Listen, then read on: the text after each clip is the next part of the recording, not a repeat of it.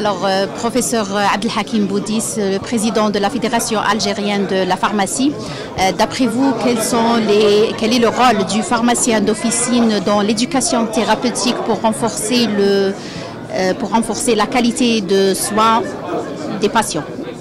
Tout d'abord, avant de répondre, je voudrais remercier l'équipe du SNAPO pour la proposition de ce thème très intéressant. Nous avons traité auparavant, pas mal de fois, cette notion de l'exercice officinal qui doit subir une extension vis-à-vis des compétences et des qualifications des pharmaciens d'officine.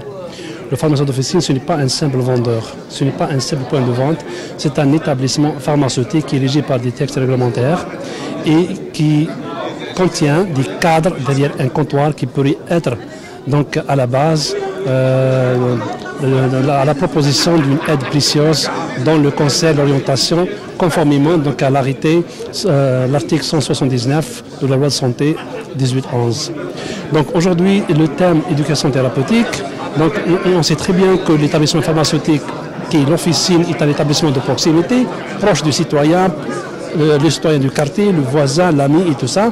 Donc le premier contact d'un malade, il va vers le pharmacien. Donc on doit exploiter cette proximité, cette relation amicale, sociétale, familiale, donc entre le patient et le pharmacien d'officine, pour qu'on puisse exploiter les talents de ce pharmacien vers l'éducation thérapeutique. Donc il est là pour le conseil par rapport au traitement et la définition de la maladie, par rapport au recrutement du malade pour l'autogestion, donc par rapport à sa propre maladie, pour avoir c'est ce qu'on appelle un gain économique et même sur le plan de santé en termes de la maîtrise de la maladie par le patient lui-même, le malade lui-même, et pour éviter d'autres dépenses dans notre traitement ou bien l'hospitalisation à tort.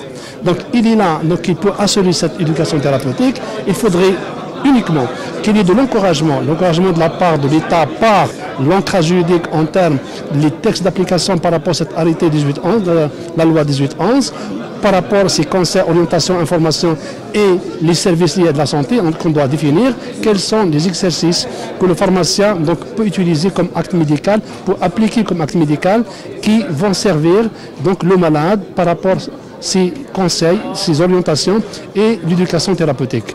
C'est un volet très important qui a été prise en charge par l'OMS et la FIP.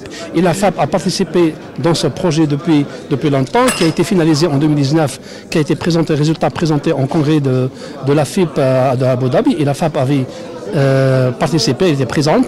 Donc je pense là, il est temps qu'en Algérie, on donne plus d'importance par rapport à ça. Pourquoi? Parce que le pharmacien, il est volontaire, il est là, il peut aller au-delà de c'est-à-dire son exercice par rapport à la dispensation des médicaments, vers la maîtrise et vers l'utilisation de ses potentiels, que ce soit par rapport à sa formation de base ou bien sa formation, auto-formation supplémentaire dans cette notion d'éducation thérapeutique pour faciliter les choses et la maîtrise du traitement, la maîtrise de la maladie par le patient et avoir d'autres gains économiques et autres, même politiques, par rapport donc à cette notion d'éducation thérapeutique. Très bien. Professeur Boudis, merci. Je vous en prie.